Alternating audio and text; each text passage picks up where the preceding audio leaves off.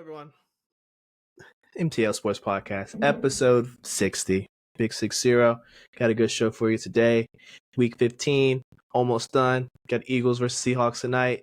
Jalen Hurts, Big Dom walking to the stadium. Will Hurts play? I think so. Will Geno play? I don't know. But you'll find out after you watch this episode. But we're going to recap Week 15, all the games that happened so far, go over some playoff scenarios, all that good stuff, and then we'll finish with some rapid fire. So stay tuned.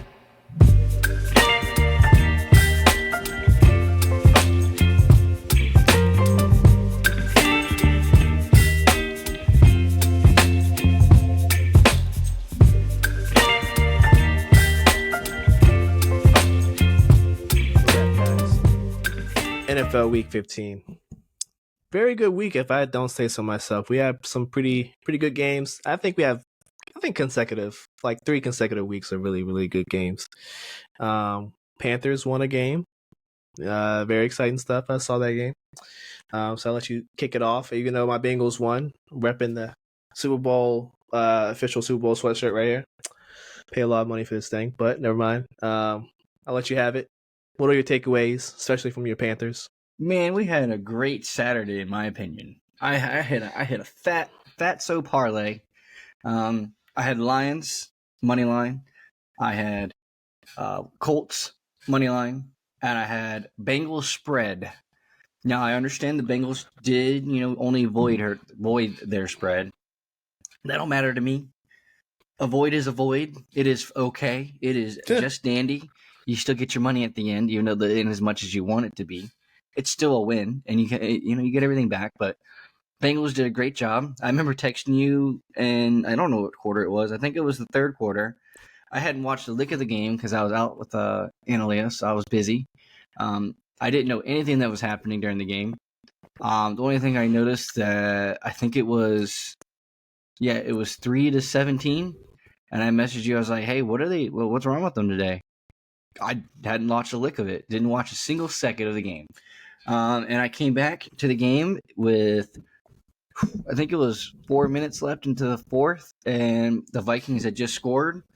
And I was like, dang, I missed the game. I missed all the action of the Bengals comeback and everything. The Bengals looked a little defeated after that touchdown. And I was like, I don't know if they're going to come back because Nick Mullins looked like he did some magical stuff right there at the end. But the Bengals came right back down the field thanks to Tyler Boyd's big game. And I think Tyler Boyd did a pretty good job. I kept watching highlights of that game, and Tyler Boyd seemed like he was making up for some lost time. He saw that Jamar Chase went down, and he said, I got to be the man. I am him right now. So with that being, I guess all I saw was the 2 big plays he did make. So, like I said, Tyler Boyd was making the big plays from what I saw. I never got to see the T. Higgins touchdowns other than the last one. But all in all, the Bengals did a great job making sure my parlay stayed strong. And they helped me get to the next leg, which was what we'll talk about later with the UFC. Because, I had your boy Josh Emmett. I took him as a money line because he was plus 260. And boy, did he knock that man out. Oh, my God. You see it? I hope you did. Anywho, Bengals, great job. I mean, honestly, great overcoming, great adversity that you dealt with. For both teams, it's great because both of you are still locked in the playoff race firmly. Minnesota probably didn't want it to end that way, but it did. It happens. But I think at this point in time, Nick Mullins looks a lot better than Josh Dobbs in the terms of passing the ball. I don't know what it is about the Cardinals offense that was clicking way better with Josh Dobbs in it than currently it is with the Vikings, which, things happen that way. But I also think it was a little unfortunate Josh Dobbs never really got to reap the benefits of having a Justin Jefferson around. Yeah. I think that might have helped him a little bit more. He never got to reap that benefit of having a Justin Jefferson. So moving on to the Colts game, I can honestly tell you that I didn't watch any of it after the first half, mainly because I was at a group gathering to watch some UFC. And around halftime is when the UFC prelims started, so we started early. We started watching those early. So we weren't watching much of this game. And I think every time we checked on this game – no, I'm sorry. We stopped watching this game in the third quarter. I do remember now it was 24-13. And then the next thing we noticed when we looked down at our phones, it was basically over. It was a dunzo game. All I can say is Pittsburgh is in shambles, like we have been saying for the last couple of weeks. Like we've been trying to predict, hopefully getting it right eventually. Pittsburgh's just not that good. They're just not that good. They're good on defense. Offensively, they are horrible. They're not horrible to the extent of certain teams. But I can honestly say that the Pittsburgh's offense got outplayed by, in my opinion, the worst offense in the NFL, which is Carolina this weekend. And Carolina was playing in a wasn't playing in a raining downpour. And this was awful inside of a dome. Inside of a dome. So I don't know what Pittsburgh has to do. Apparently, at this point, it wasn't even the offensive coordinator's fault. Apparently, it wasn't even Canada's fault. It was partly, but I don't know, man. This team looked bad, man. They look bad. So, what I can take away from this game is, heck yeah, Colts, good job. I can honestly also say we didn't watch any of the Lions game while we were over there either, because we looked down at it for one moment in time, and it was 21-0, and we didn't care anymore. The Lions game, I'll step in for a little bit. I watched the first half. Nothing really got started till second quarter, and then Jared Goff just took off, started throwing dimes. I'm sure you guys saw Sean Payton yelling at Russ on the sidelines on that offsides call. Don't know if it was exactly for that, but I don't know. You don't ever want to see your quarterback getting yelled at by the head coach, especially, Russ Wilson. He's the guy. He's potentially a Hall of Famer, and he's just getting yelled at by head coach. It's never a good look. Probably demoralized the team. That's why they probably never got back in it.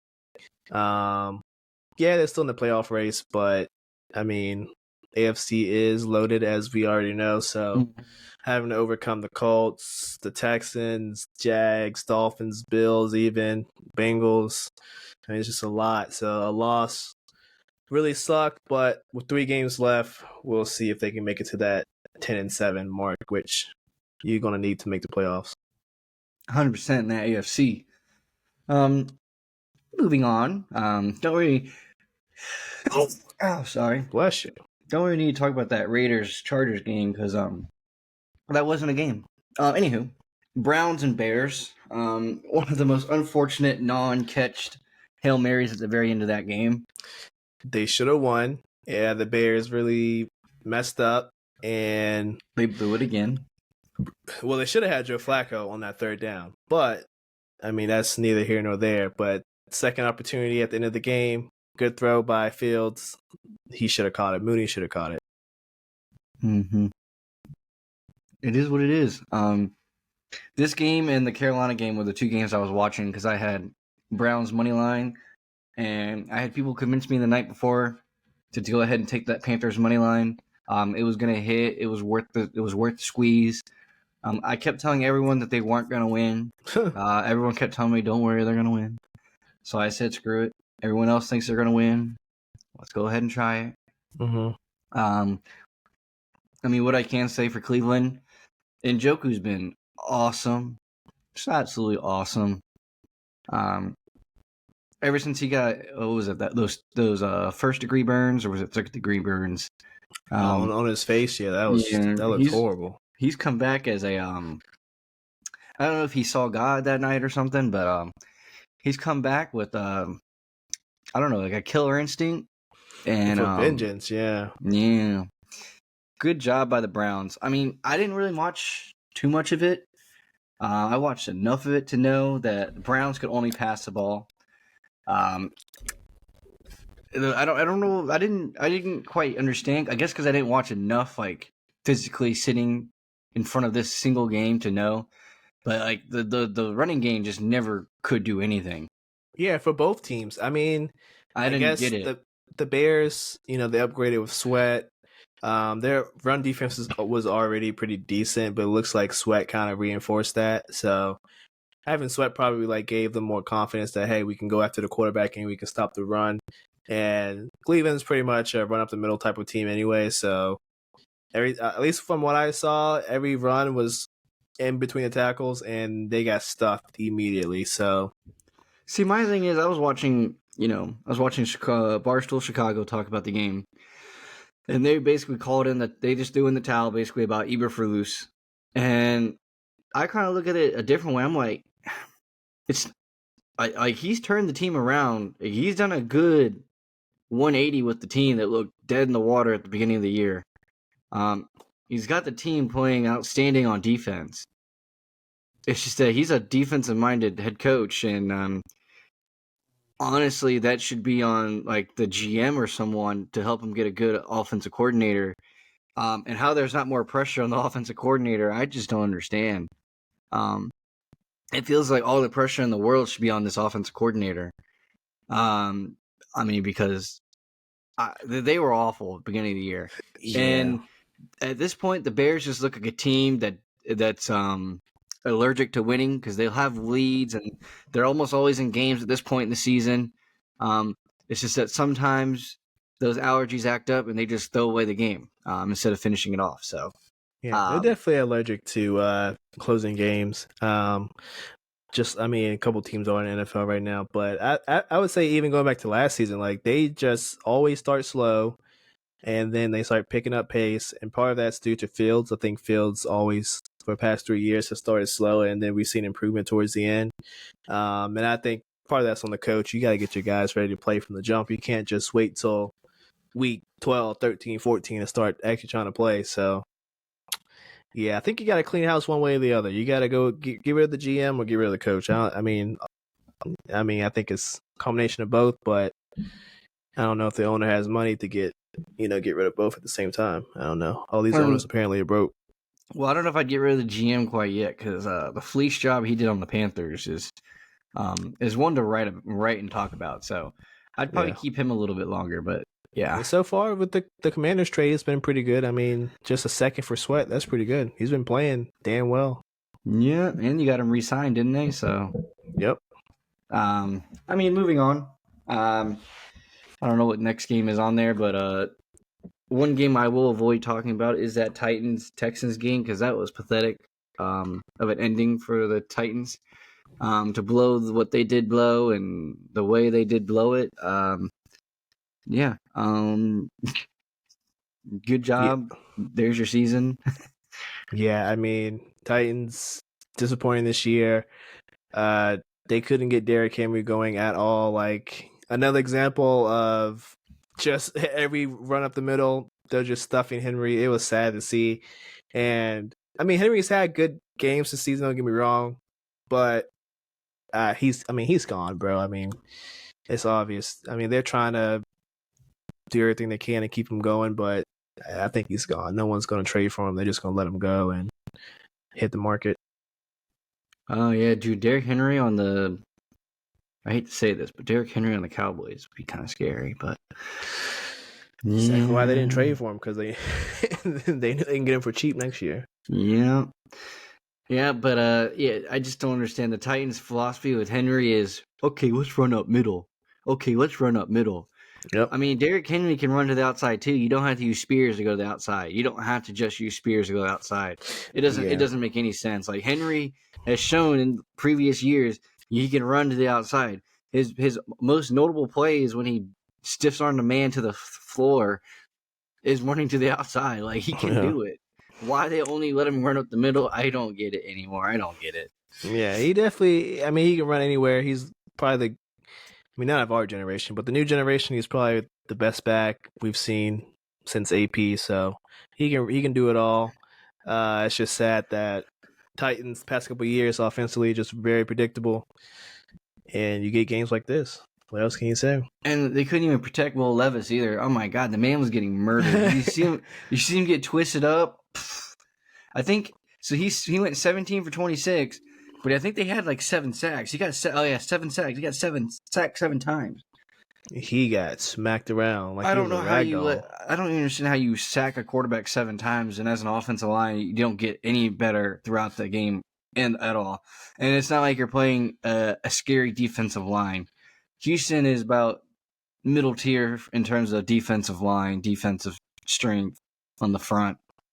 They're not anything to write home to grandma saying that is a scary defensive line. No, they're pretty much a middle of the pack defensive line, and they looked outstanding. They look like the freaking Cleveland Browns out there. Yeah. So anywho, Tampa Bay and Packers game. For Tampa Bay, that pretty much, in my opinion, I think Tampa Bay has pretty much solidified their place in the NFC South as the winners. Wow. It might be early to say it. Yeah, because Saints won too. But I just don't think the Saints are that good. Carolina outplayed the Saints. Carolina just went 1 for 6 on fourth down, and that's the whole reason they lost. I'm just going on the fact that Tampa Bay gets to play Carolina one more time, so I know it's crapping on my own team that just won, but they're going to get that win. And then I think you can scroll down to look at the rest of their schedule, but from what I remember is Tampa Bay's schedule isn't the scariest schedule left, if I'm not mistaken. They don't have it. Maybe it's Yeah, I don't remember what their schedule is off the top of my head, but I don't remember it being all that terrifying. I can look it up for you real quick.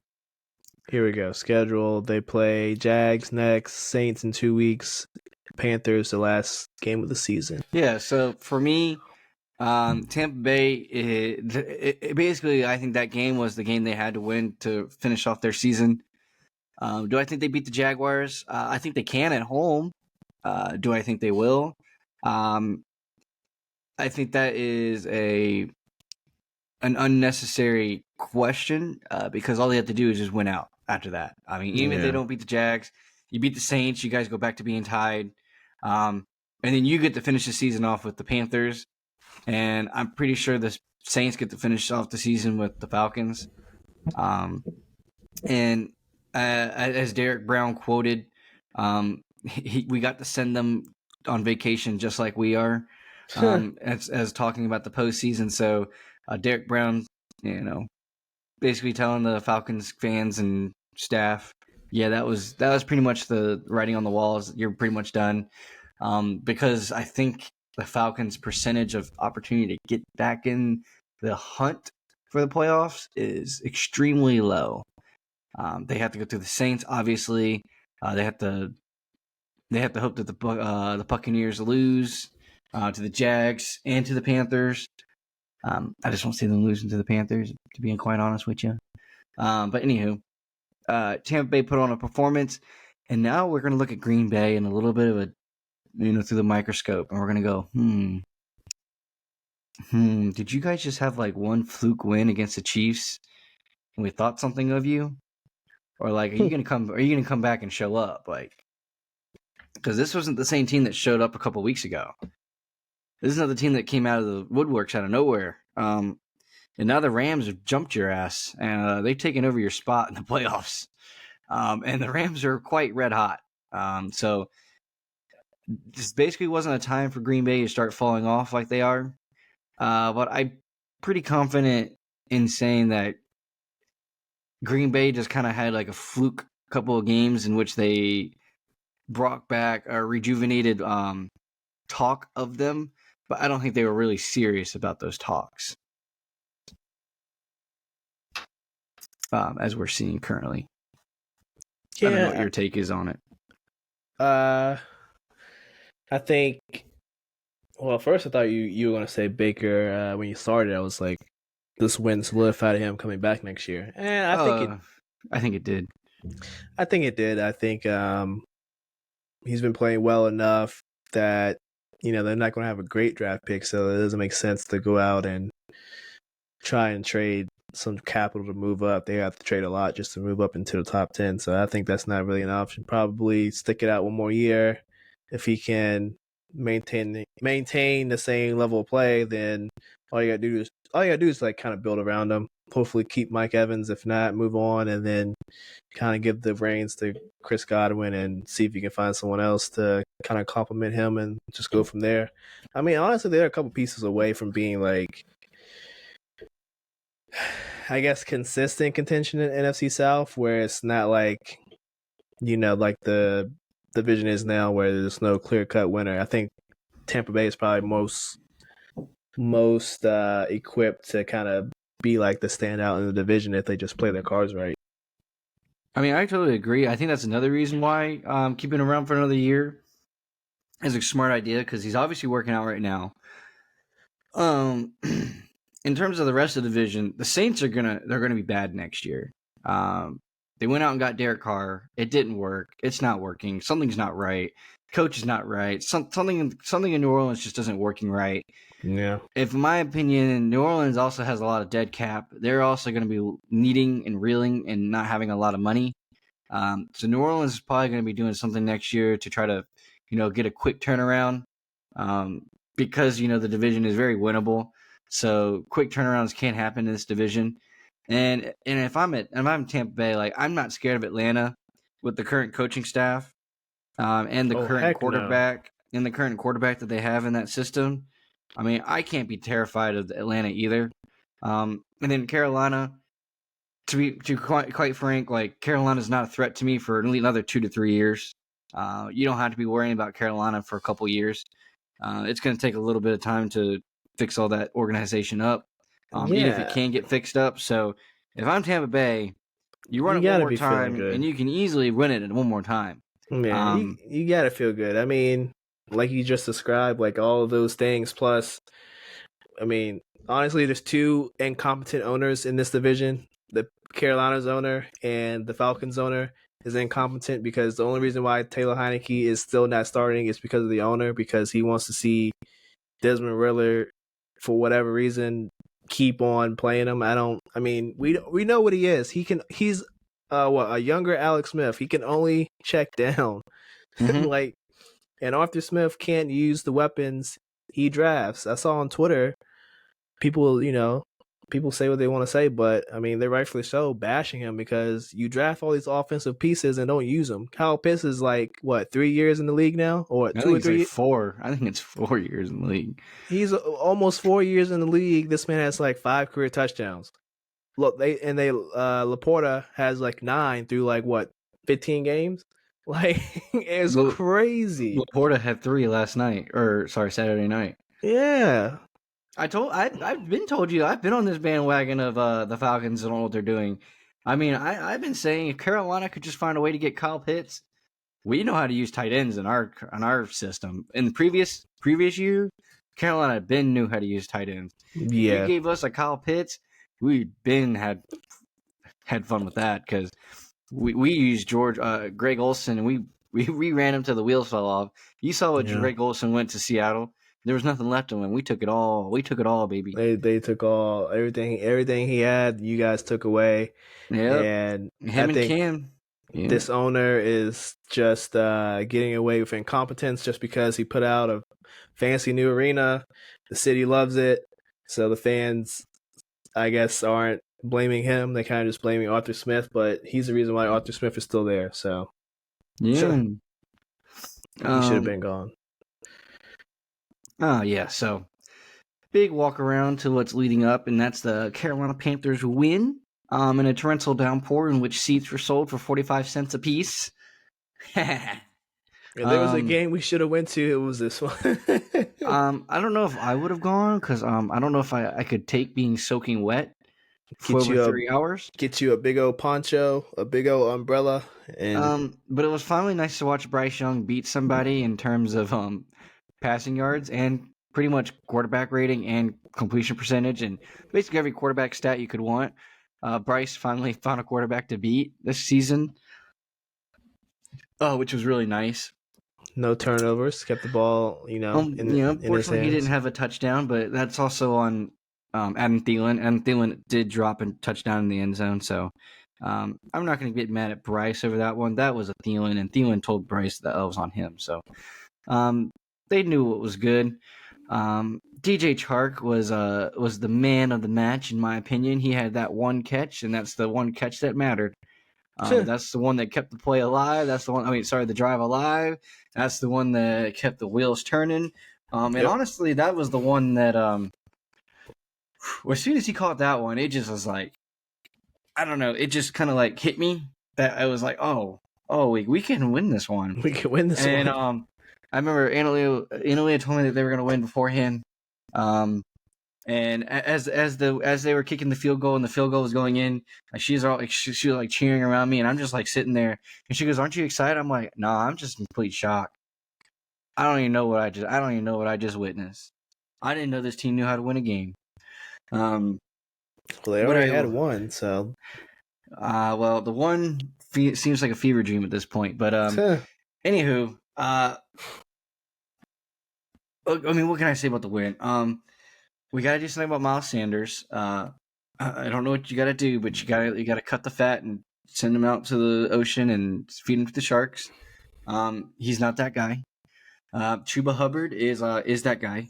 Chuba Hubbard is definitely that guy. A little disappointed that Raheem Blackshear didn't show up in the offense a little bit more this week, but it's fine. It is what it is. We did have a win.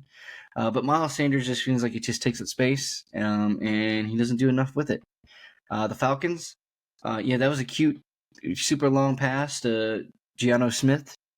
You're lucky that was it J.C. Horn wasn't on him, or that would have been a different play. But we got C.J. Henderson. So it is what it is. We got CJ'd. I'm a big fan. I don't know how to say it, but I like CJ Henderson.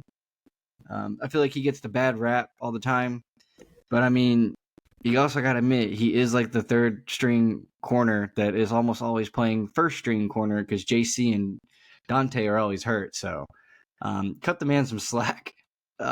He's not supposed to be the number one corner, and He's yet back up for a reason. And yet we're almost always forcing him to play number one corner because our number ones are constantly hurt. So I don't know. I've kind of enjoyed this season watching Dante Jackson finally, play almost a full season. And I watched the stat line this morning on the way to work, and it said Carolina, in terms of total defense, is ranked third in the NFL. And nice. That is absolutely one of the saddest stat lines to hear, that your team is 2-12, yet the defense is arguably one of the best in the league. There's only two defenses that are better than it. And it's just like, dang. If the offense could just score more than 9 points, there's a lot more games that could have been won, but it is what it is. I take it. I smile through it. The rest of the games that happened on the 1 o'clock slate, I didn't watch them. I was watching history not be made. Carolina will not be the first team to go 1-16. So okay. That means Jets Dolphins, didn't watch any of it. Glad I didn't. It's 30-0. Yep. Chiefs Patriots 27-17. Didn't watch any of it. Could not care. Chiefs Patriots. I'll chime in for a little bit. It was close. I think was it you that said the Patriots might win this one? It was looking. I thought they were going to cover the spread, which was 9.5, and right before kickoff, the spread moved up to 10.5, and I took the 10.5. And I thought it wasn't going to hit because it was 27-10 at one point. So, yeah, I mean, I would say halfway through, like after the first half, I was like, okay, the Patriots, the defense is actually working on the Chiefs. They may have a chance, but second half, they just couldn't keep the momentum. So, of course, they got kind of steamrolled and had a little junk late trash time score. So, at least you got your money, but. Yeah. All the other games, the 1 o'clock games, yeah, they weren't too exciting. I wouldn't expect you to watch the Giants and Saints. That game was horrible. I kept trying to watch it, and nothing was happening. I did see that Tommy DeVito got absolutely murdered, and there was no pass. There was no roughing the passer or unsportsmanlike or anything. But he got absolutely murdered. 49ers Cardinals. I mean, honestly, I didn't watch Rams Commanders. I didn't watch 49ers Cardinals. It was a game. The 49ers Cardinals was a game in the first half, and then you could tell the Cardinals ran out of steam. They're just getting steamrolled, and they just wanted to go home. Well, they were already home, so they just wanted to leave. So, So for me, I was all about that Bills Cowboys, and I'm quite honestly, I tell you, I kept watching the whole thing, thinking that something was gonna happen, like it was just gonna click out of nowhere and it was gonna become a game. Um, I started cleaning. Yes, I started cleaning, Markel. I was watching football and cleaning, vacuuming, dusting, yeah, mopping. yeah. I cooked dinner during this game because it wasn't even. Like honestly, like in the like early second quarter, I was like, "This is not going to be a good game," and I just started cooking because I was like, "All right." Like some games, you just have like the feeling, that like you can just watch it for a little bit, and you're just like, "All right, this is going to be a blowout, or this is just not going to be a good game to watch." And so you just start doing other things, like you said, in between, the Yeah, commercials or whatever. And this was that type of game. because okay, so as the game was starting, right, I put a lot of money on the Bills money line, and then I was making a parlay, and the game started, and it does that little thing where you can't even bet on it now because the game Yeah, just it kicks you started. out. It And kicks the you out. next thing I Yeah. know, it was like it wouldn't let me bet on the first drive, and then the next thing I know, the Bills scored on the opening drive, and I was like, oh man, should I take it still at -7.5? And I was like, you know what, I got a gut feeling, I don't know. So I took it again at 7.5, and I took James Cook um, to have like 60 or no, I think it was like 69.7 or 69.5 yards because that was what it was like the over under was Yeah. 69.5 off the first drive. And I remember like sitting back down and he got his 69 yards like by the third drive. So I was like, all right, so that leg's done. So I just got to win by 7.5. And the next thing I know, it was like 21-3. And, halftime started, and I was like, you know what? I'm gonna start cleaning. So I'm like cleaning all the house, like I'm cleaning all that I can, just looking over at the game every once in a while. And next thing, every time I hear the fans cheer, I'm like, oh, James Cook is running down the field again. This is Oh, James Cook caught another pass, caught another dinker, and went down the field again. James Cook could have had like 3 touchdowns if he wanted to. But dude, he had himself a game, and the fact that Josh Allen went 7 for 15, wow! I Yeah, didn't who? even, Yeah, if you I put didn't, money, if you put money on like his passing yards or any passing stat, you are furious because, yeah, I didn't even. That's one of those things. Like as I'm watching the game, like I didn't even realize that they didn't throw the ball almost at all. yeah, both teams, both teams. I just never I realized. mean, look at Dak's stats. He went 21 of 34, but only threw 134 yards. But Like hey, it, Dallas was trying to throw that ball around. They were trying to do everything. What did they say that going into the fourth quarter, they had 94 yards or something like that, and it was the lowest since 2010 when they played the Packers or something. I Um, mean, yeah, it was ridiculous, and we gotta say once again, like the them boys, they're missing Zeke very, very, very much because this running game with Tony Pollard as the main star is just not it, and they're gonna need to do some serious. I think he's on a franchise tag, so they're gonna have to do some serious looking in the mirror. And obviously, this guy is not the long term solution as like the main guy, and who's like Deuce. Obviously, he's not anything because he didn't get any snaps. I don't even know if he's still around. I never see him anymore. Well, his dad's the coach, so they probably keeping him. But Enrico uh, Dowell. I mean, yeah, yeah, the Cowboys really messed up with that one, and then they don't know how to take the show on the road. So their best hope of winning a playoff game is winning the division. And if the Eagles win out, they're not gonna get a chance to. So you basically had to pray and hope that Seattle wins tonight. yep. Otherwise, it's over for your dreams because they get the Giants twice, and they get the Cardinals. Now we can easily say that the Cardinals might win. I mean, yeah, I think Cardinals could win. Not really. I didn't have much confidence in my voice, but they could win. They beat the Cowboys, so seen weirder things, but I don't see it for a moment. I mean, there is nothing more to say about this game other than what was it? The Cowboys are 1-3 against teams with a winning record, and still to this day, that they still count the Seahawks as a winning record, even though Seahawks are pretty much 500. Well, I guess 2-3, right? Because the Eagles were 500 or Oh, two my and bad. four. Yeah. Yeah. I mean, Dallas fans, always hyping up the team, but the like we say about the Dolphins, like until we see them actually beat a good team, I'm not impressed. I've never been impressed. I think the Philly game was just, obviously a division game, and it was a get back game. They wanted to get their lick back, and that's what happened. So I wasn't expecting anything less. So, but here's my new question now. I mean, we basically talked about all the games. I didn't watch the Jaguars versus Ravens game. I decided I wanted to go to bed earlier that night. But Yeah, Cowboys and Dolphins play this week in yeah. Miami.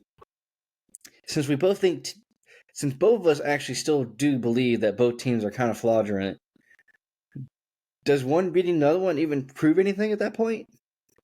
Because, like, Uh, to me, I don't know if I get proven anything by either one. Like, Dolphins can't beat. I mean, I think it would look way worse for the Dolphins, honestly, if you lose at home, especially yeah, the Cowboys team that is only losing on the road.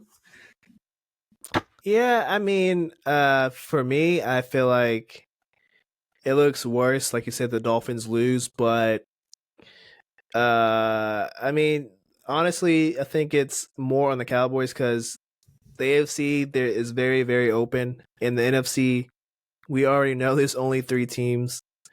Well, I guess now I'm going with two. There's the Eagles and the 49ers, but somehow Cowboys keep get lumped in as that third team, right? So if Cowboys, if they can't be at least competitive, then all hope is lost. Then it's basically we're just going to have to wait for the 49ers and Eagles in the NFC Championship.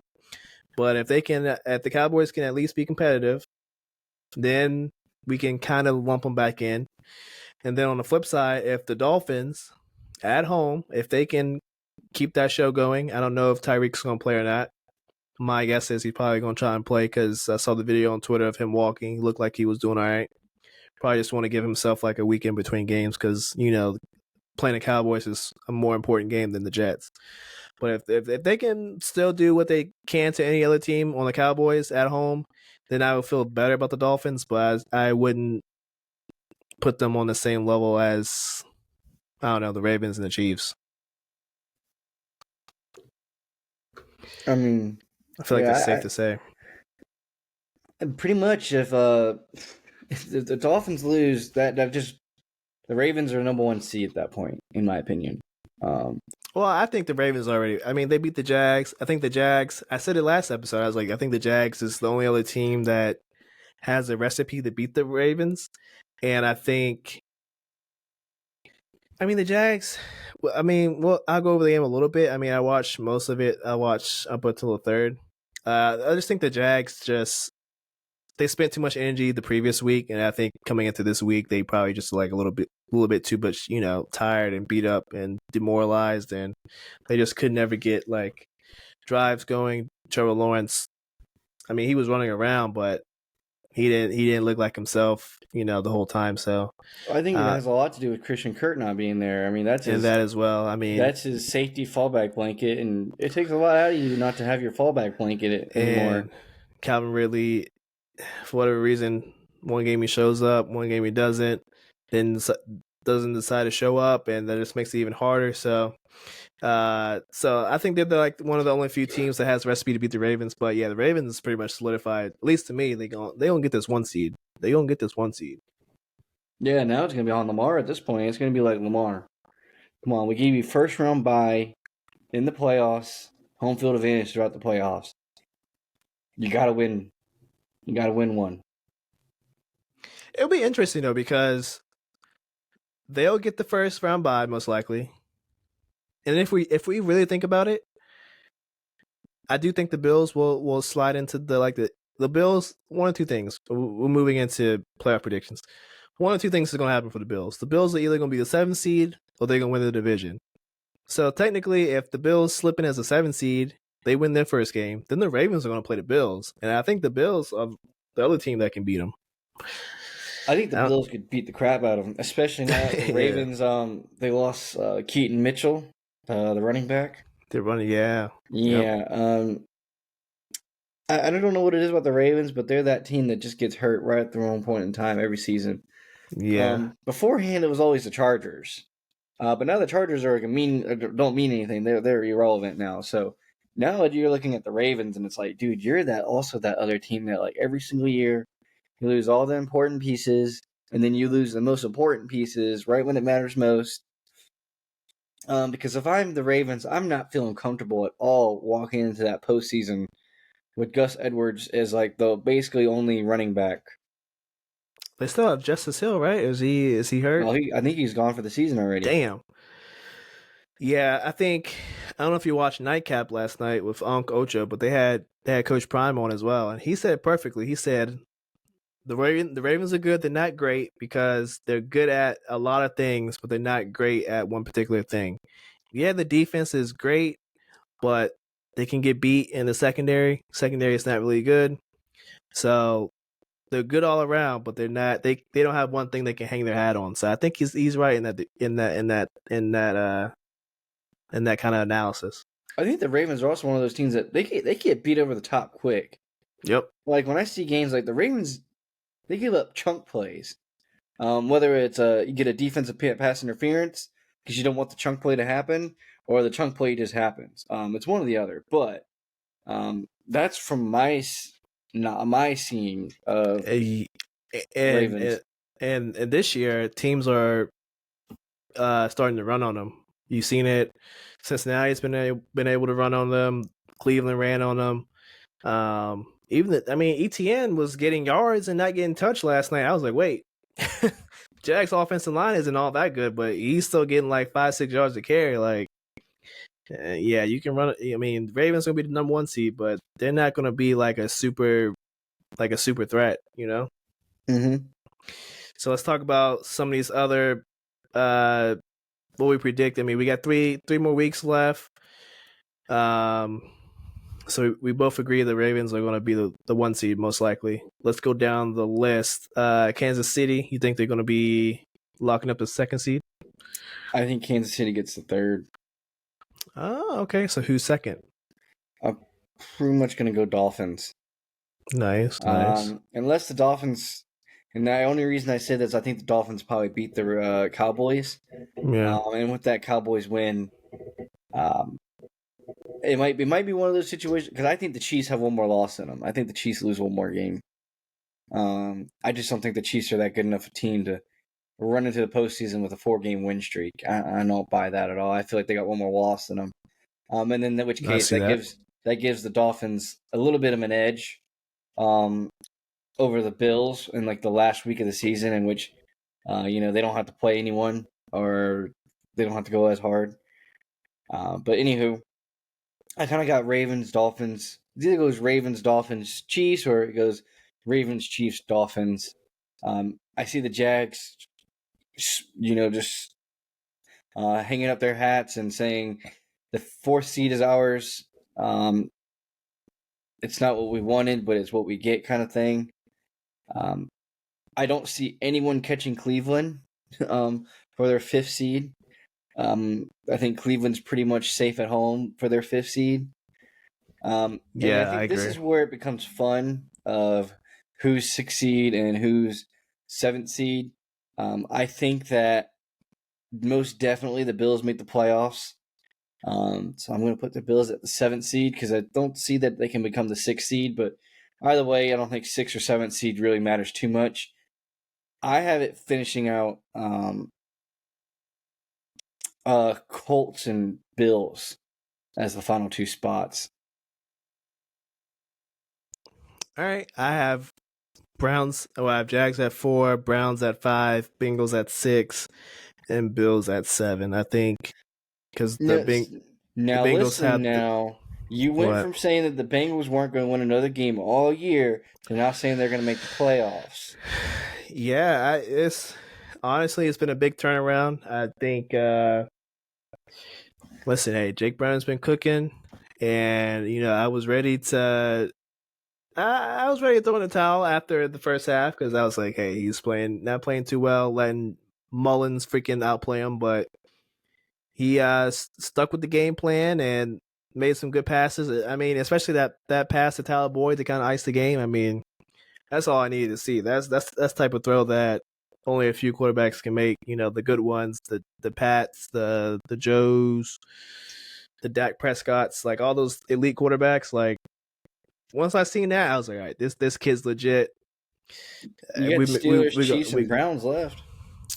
Steelers are cooked. I think the Chiefs is a toss up, and I think the Browns, they're going to beat the Browns. All right. The only reason I went Colts is I just feel like the Colts. I mean, outside of that last loss they had, they were on a 5-game winning streak, and they lost to you guys, obviously. Yep. But the Colts' final schedule is Falcons, Raiders, Texans.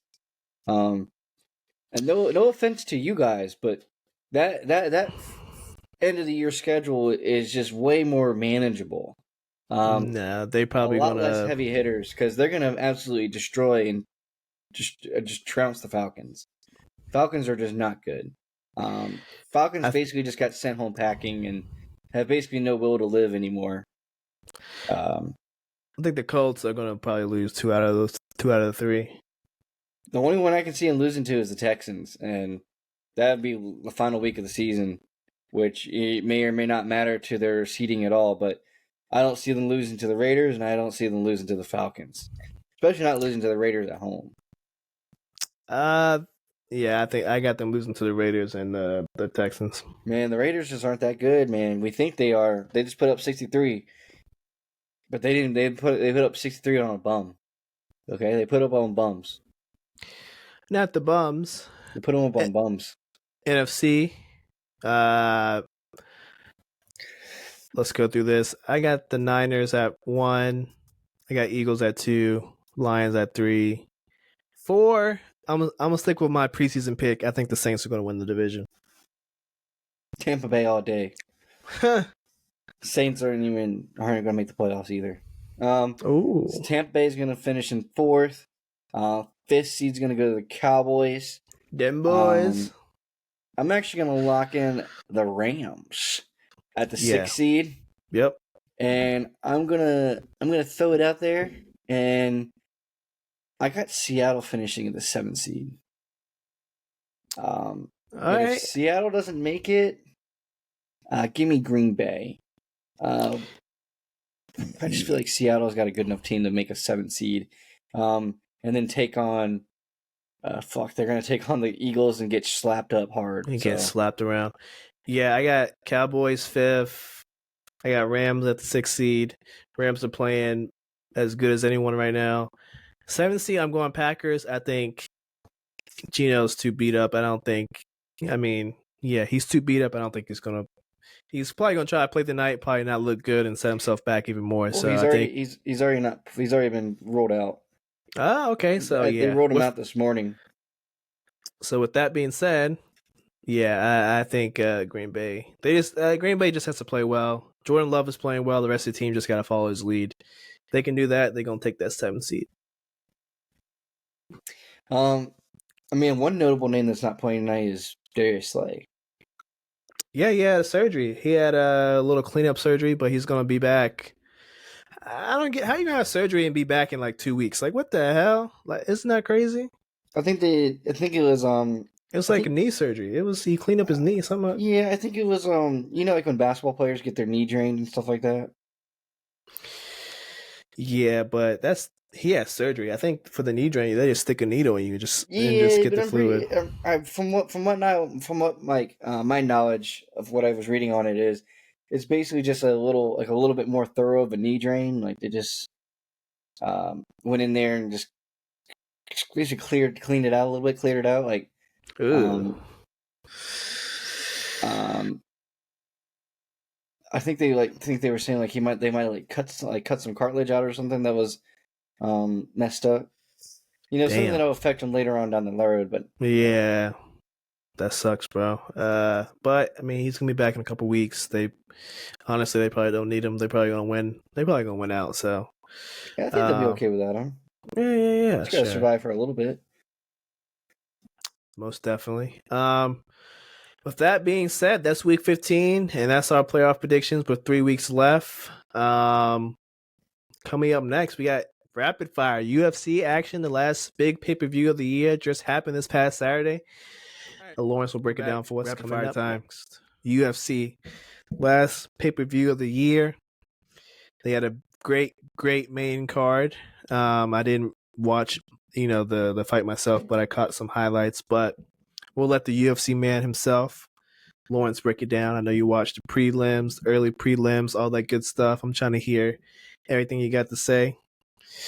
All right, let me pull up the card real quick, so I can make sure I read the names correctly. All right, so first and foremost, Cody Garbrandt. So I'm going to start from where I started watching. I missed the first 2 fights. There wasn't much to talk about with. I'm not gonna be able to say his name, and Chris Durden. That fight was pretty boring for the most part. But was it Andrei Lipski versus Casey O'Neill? Casey O'Neill came into UFC flying hard. Everyone thought she was going to be something. Honestly, Casey O'Neill needs to learn how to fight because she just gets bullied. And that's just straight up. She just gets straight up bullied. And that's what happened to her. She got straight up bullied, beat up, and then taken to the ground for an armbar. What is she, Australian? Scottish. Scottish, okay. Yeah, she needs to learn how to fight a little bit better. She basically is one of those Dana White Contender Series girls. So we thought she was something, but I don't know if she is or not. So next up is Cody Garbrandt versus Brian Keller. I wouldn't read too much into this one, you guys. Yeah, it's nice knowing or nice seeing that Cody Garbrandt may or may not be back because Cody Garbrandt hasn't had a knockout win in like 4 or 5 years or something like that. He's mainly been winning by points, but actually he's been losing a lot of his last couple fights. But if you look at Brian Keller's record, he's not that good. He's pretty bad, especially for Cody Garbrandt, who's like a former UFC champion and stuff. No, it just wasn't that impressive, honestly, in my opinion. But it was nice to watch Cody finally get a knockout win again. So next up was the fight of the night. Probably, arguably, may have been definitely arguably fight of the year quality. But in my opinion, I didn't watch every single women's fight. But damn, definitely could have been argued as one of the best women fights of the year, which is Cara Rosa versus Arlene Aldana. It was insane. You should have seen Irene's leg. As you can see, the one girl kicked her in the leg 95 times. Oh my God. Her leg was so fat. Her knee was so swollen. Damn. The problem for Rosa was she didn't learn to take her down and just kind of use it or attack her leg or anything. She just kept kicking her in the leg and try to box with her. And no offense, but Aldana is a world-class boxer, super good at boxing. You weren't going to win on the feet. I don't know why you never took it to the ground. That's where you could have used like your Muay Thai to your advantage, but that's what we've seen other women in the UFC do to Aldana, is take her to the ground and don't let her beat you up in the face. It doesn't even matter if you don't have a league leg at all, because in women, a lot of women don't get knocked out because there's not a lot of knockout power going around. So it don't matter if your face gets punched in like 145 times and you look bloodied up. Yeah. Now, the fact that this fight ended in a unanimous decision, that was a little brutal. I think it was more likely it should have ended in a split decision. But honestly, this was one of those fights after you watched it. If either girl had won, you would have been okay with either girl winning. There was no loser in this fight, and that's exactly what we wanted to see. The next one on the board, Alonzo Menifield versus Dustin Jacoby. I'm not complaining. I had money on Alonzo Menifield, but in my opinion, I don't think he did enough to win the fight. That's just me being honest with you. I had money on him. I had money for his knockout, and I had money just for his money line because he was like plus 200. And so how he won, I'll never know. It didn't seem like he did. It didn't seem like he did more. He just landed more haymakers. Yeah, he did knock Dustin Jacoby out, or not knocked him out, but he did knock him down. He knocked him down twice. Won the second round and won the third round. Okay. But Dustin completely outstriked him. Dustin basically held him against the fence and beat him up for long periods of time. It was just very questionable because you'll see the body shot discrepancy. He was just pounding his body away at one point, and it was questionable how Alonzo won. But sometimes all you gotta do is hit a few haymakers, and that is what it is. But next up, Josh Emmett.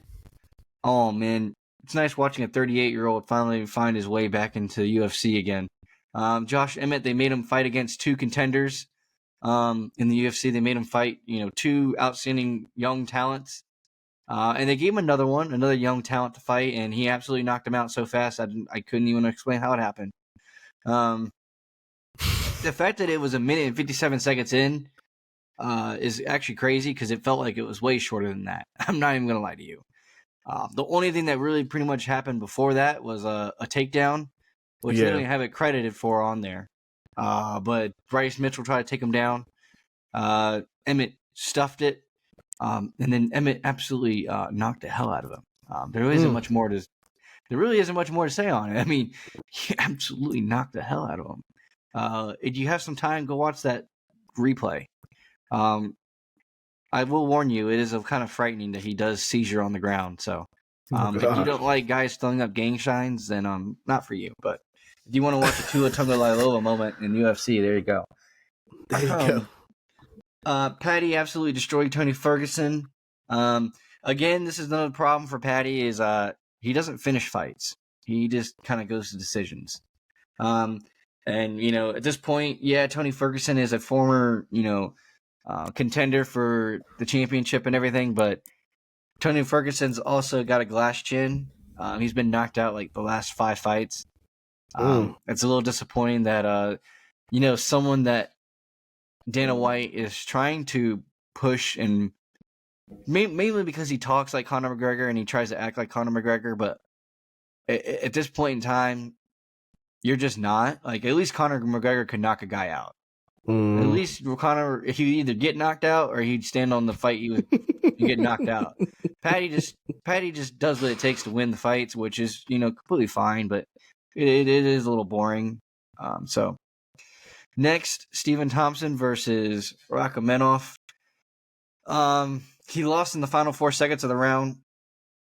Stephen Thompson did what he always does. He's 40 years old, so he's basically done. I don't know how he didn't retire. I think he wants to end on a better note, but at this point in time, he's a gatekeeper now for the top contenders for the championship. I think that Stephen Thompson came into the UFC just a little too late in his career. He is a world-renowned kickboxer and like a world champion kickboxer, but he just came into the UFC way too young, way too early, way too late. Sorry, late. Yeah. I think he was like 32 or 33 when he first started in the UFC. So he just he did rise and he did get there pretty quick, but I think he just didn't. He should have tried a little bit earlier in time. It's unfortunate he didn't. I did tell people it was finally good to see him like have some submission defense. He pretty much was on the ground for the whole second round. He got out of 2 different submissions, and then finally succumbed to Rakhmonov. At this point, Rakhmonov deserves a title fight or deserves some kind of title acknowledgement. So, props to him. He did fight a good fight. Alexander Pantoja. This was a good fight. 50-45 is a little bit one-sided for what it was. Pantoja controlled it. So basically what happened was they would duke it out on the ground or duke it out up top for probably about 2-3 minutes every round, and Pantoja would take him down. And the reason why the ref could never pick them up to like bring them, back to the ring to fight is because Pantoja just kept moving on him. Like Pantoja he went from half guard to full guard to half mount to full mount, back to half guard. He just constantly moved around on top of him, in which I'm sorry, but the ref's not going to stand you up, and Brandon just didn't have an answer for it. Pantoja proved why he's a champion. But honestly, I want to see someone fight Pantoja who can actually grapple. I think that'll be an interesting concept to see going forward. Finally give someone Pantoja can, I don't know, he always takes a fight to the ground to make sure he wins each round. Yeah. Because that's how he finishes off his rounds. He takes you to the ground, and the last thing they'll remember is a little bit of trading that went back to back. No one stood out on the ground, and then boom, he wins the round because he was on top. So, in the final fight, it was an absolute stinker. It was pretty boring. Not even just from Colby. It was boring from Leon too. It was. I mean, it's really hard to even like define the fight. It was just boring. Colby didn't try to fight him until the third round. Like Colby didn't even get going until like the third or fourth round. He was just a body in the first 3 rounds. And then Leon Edwards, like, I don't know. At this point in time, like, it might sound a little ugly to say, but like, Leon Edwards is like the world's most boring champion of like all time. I have never enjoyed watching any of his fights. I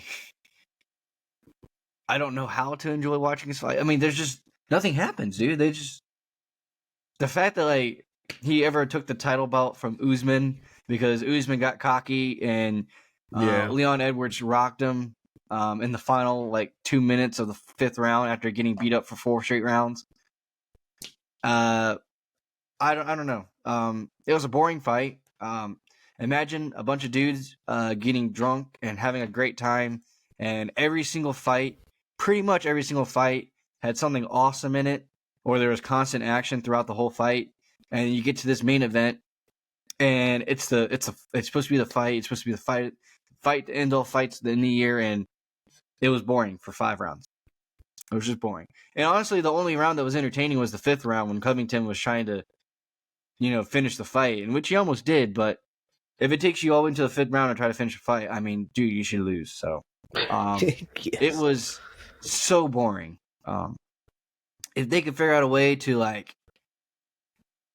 strip Edwards of his title and also keep Colby Covington from ever fighting for the title again, by all means, I'd be so down for it because the welterweight division needs some more. I guess needs some more life, and I think that's why when I said later down or further down, we should get Rakhmonov a chance to fight for the title because I want to see what Leon Edwards will do to that man. I think Leon Edwards will get murdered. So the only other interesting thing that happened during the fight was what was it? Sean Strickland punched Dracus Du Plessis in the face in the stands. That was pretty lame, but it was actually pretty entertaining. So yeah, it's fun to watch for sure. Hey, like I said, I just watched highlights, so thanks for breaking it down.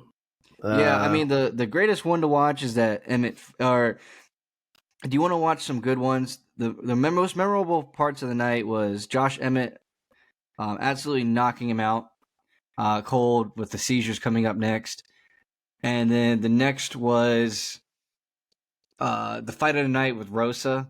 I didn't check to see if she won fight of the night yet, but in my personal opinion, there's absolutely no way that she should not have won fight of the night between her and Aldana, because that was one of the greatest fights I've ever watched. Okay. I see you. Well, that's the end of rapid fire. Not too much going on in the NBA. Draymond suspended. We already talked about that. Just players getting hurt. Garland's hurt. Mobley's hurt. who else is hurt? Levine's still hurt, but now there's a report that Levine might want to go play with Fox in Sacramento. I don't know if you saw that today. A new report. There's always trade rumors with him. I think there'll always be trade rumors with him. Yeah, until he gets moved. But we can probably talk about that on Wednesday once we get some more things coming out of the NBA. Not too much NBA going on. We still got a game we got to watch that just kicked off, I think. So, any last final thoughts before we get up out of here? I got nothing else for you, my mans. Nothing else? Sounds good to me. All right, y'all, we're going to sign off for tonight. MTL Sports Podcast, episode 60. Thank you for watching, listening on Spotify, all that good stuff. And we'll see you on Thursday. Peace.